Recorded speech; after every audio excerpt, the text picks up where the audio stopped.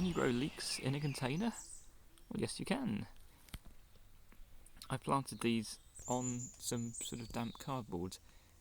I just sprinkled them on some damp cardboard, put a lid on it, a clear lid, and saw which ones would grow, which was nearly all of them, which was a happy surprise. And then once they started getting some kind of length, I put them in holes in this fairly random mixture of homemade compost, soil and such like. And I'm surprised how well they've grown, despite being, quite close together. This one's a little bit small.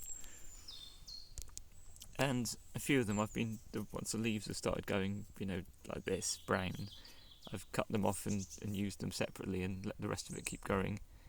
And I've eaten one whole one so far, but I'll have to pull up the other ones and eat them. These ones down here are in a really shady place and very waterlogged, as you can see. I've not got any drainage in this small container here, and it's very shallow too, as you can see. So I'm growing these more like grass, and I've just been cutting off the tops and eating them like that. This is the north side going this way, so they're slightly sloping towards the north. We're in Gloucestershire, and there's been a lot of rain.